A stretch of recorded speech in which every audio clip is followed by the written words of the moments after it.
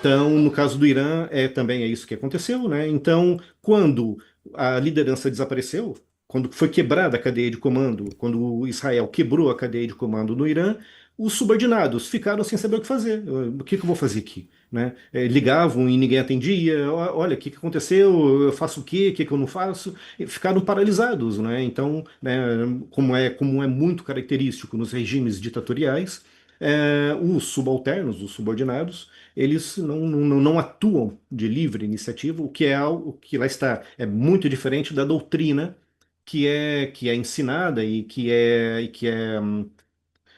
colocada na cabeça, né, lá dos israelenses, né, que é a iniciativa própria. É tipo, olha, o meu amigo, assim, tudo bem, você tem que atuar a ordem, mas assim, se aparecer alguma oportunidade, epa, pensa pela tua cabeça e faz, né? E deu certo, parabéns, ok, deu errado, olha, tudo bem, né? Aprende e não faz de novo. Portanto, são doutrinas bem diferentes, né? Os israelenses, eles têm o soldado israelense, ele é ensinado, ele não é só ensinado a atirar, a fazer mira e disparar. Ele é ensinado a pensar.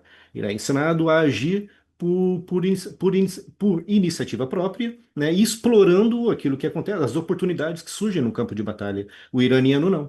Né? O iraniano, o norte-coreano, o russo também é um pouco assim, né? Também tem muito a ver com isso. Ou seja, eles não, eles atuam com base naquilo, na ordem que eles receberam. Você fica aqui, né? Olha para ali, né? Se alguém aparecer ali, você atira, né? Se alguém aparecer do lado, o cara já não sabe o que que ele faz, entendeu? Ele não sabe se ele vai virar a arma para lá e atira, não. Ele vai pensar duas ou três ou quatro vezes, que é o tempo, né, do cara que está vindo por ali, né? Se aproveitar da confusão, se aproveitar ali daquele momento, daquele lapso de ação e atuar. E é aí justamente que entra, que é o grande diferencial do soldado israelense, das forças armadas israelenses, que elas se aproveitam dessa falta de dinâmica, essa falta de dinamismo, essa falta de iniciativa do soldado iraniano, que, como eu falei, né, eles não atuam, né, eles não estão à vontade para atuar de uma forma independente.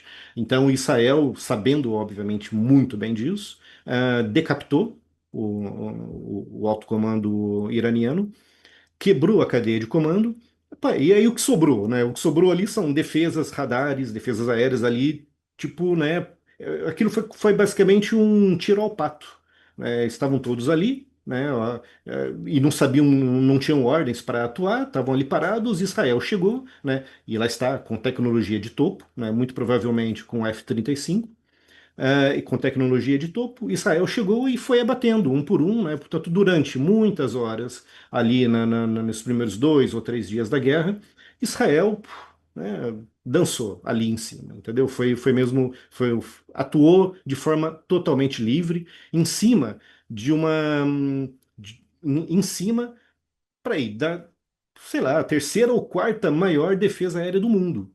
Sem brincadeira, né? Sem brincadeira. Acho que ali talvez a quinta, né? Porque nesse momento tem ali a Rússia, tem a China, a Ucrânia agora está muito forte, né, em termos de defesa aérea, tem ali os Estados Unidos, logo depois ali tava ali o Irã. Então, mesmo com um grande número de lançadores, um grande número de radares, né, um grande número de soldados, sem um comando, né, sem uma cadeia de comando desimpedida, aberta e livre, esses homens eles não sabiam o que fazer, não tinham a iniciativa de atuar, e Israel, sabendo disso, se aproveitou e, e conseguiu fazer ali, em 2 ou 3 dias, aquilo que a Rússia não consegue fazer em 3 anos na Ucrânia, que é alcançar a superioridade aérea. Estamos Exato. a falar ali É.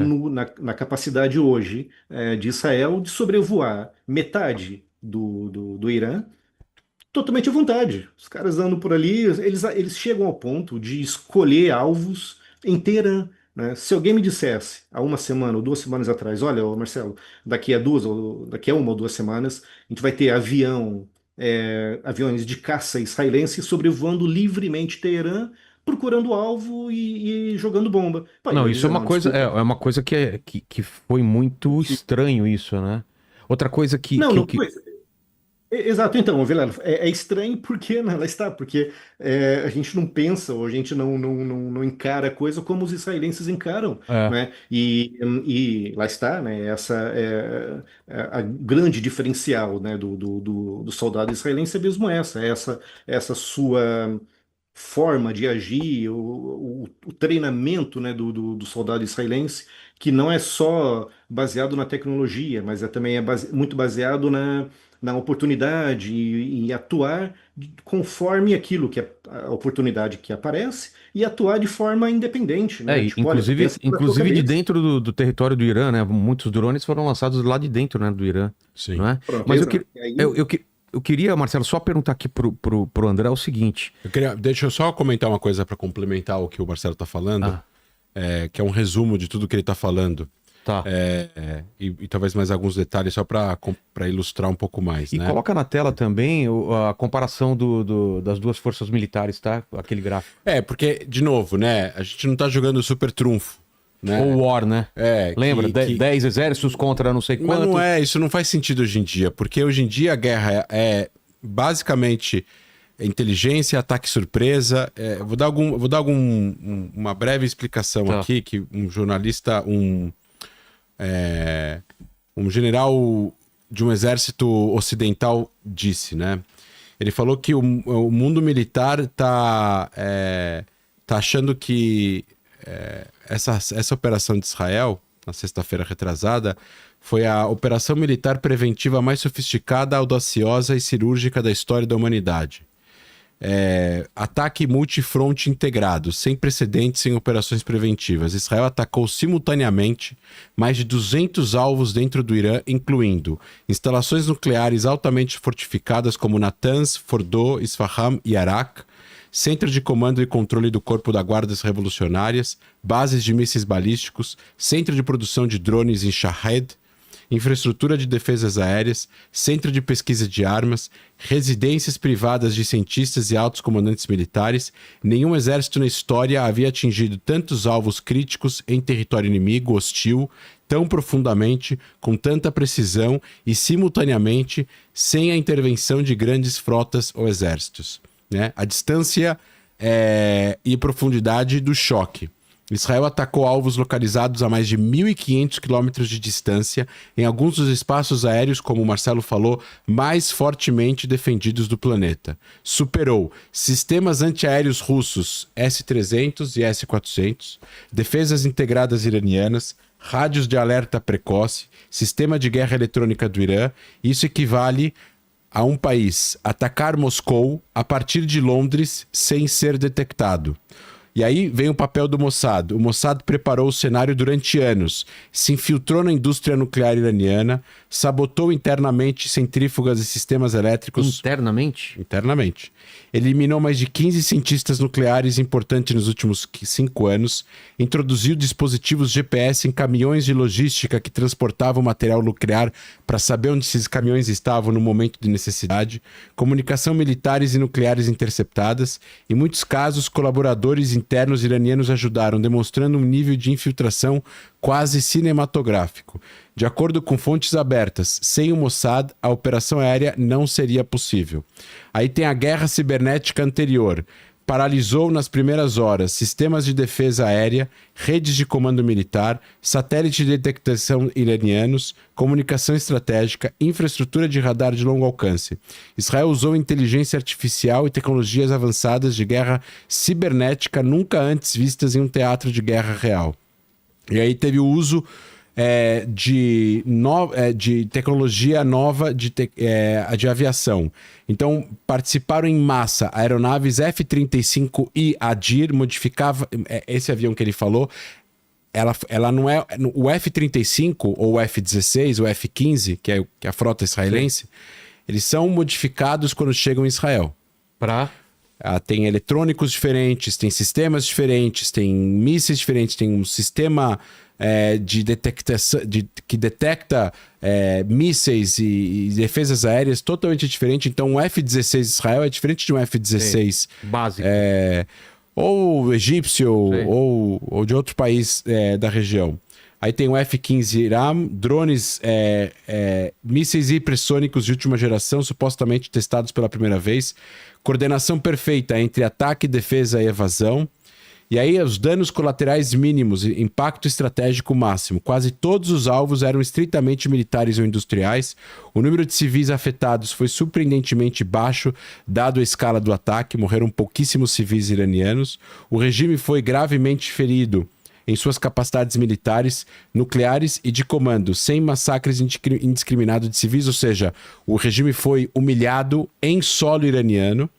Destruição cirúrgica em massa sem causar genocídio acidental. Ou seja, o que Israel fez foi para evitar ao máximo o dano aos civis, uma vez que era uma guerra assimétrica. Essa é a primeira guerra assimétrica, país contra país, desde 1973. Caramba. Entre Israel e outro estado. Aí o segredo prévio absoluto. O mundo inteiro acordou sem ter detectado nenhum movimento de massa anterior. Não houve vazamento. Nem o Irã, nem a Rússia, nem a China. Os Estados Unidos sabiam, mas não por vazamento, mas porque eles falaram, da extensão até o momento do impacto. Um nível de furtividade estratégica comparável ou superior das operações de Entebbe em 76, que resgatou os sequestrados no avião da Air France, que foi sequestrado na África. Em qual país? Ou foi na...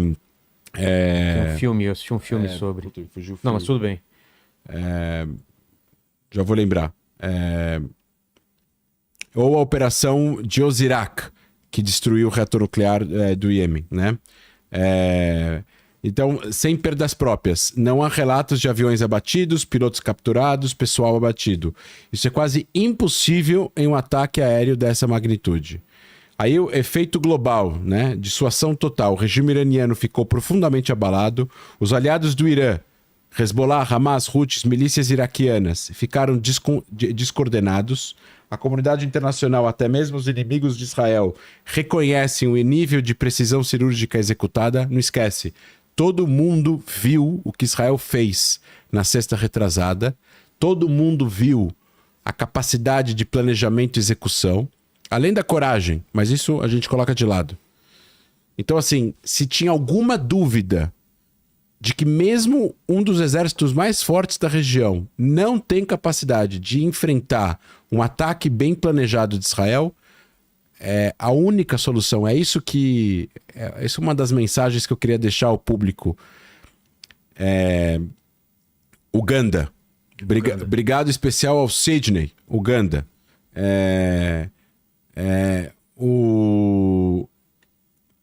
A única forma de os países na região conseguirem alguma coisa de Israel em relação aos palestinos, inclusive os próprios palestinos, não é usando a força.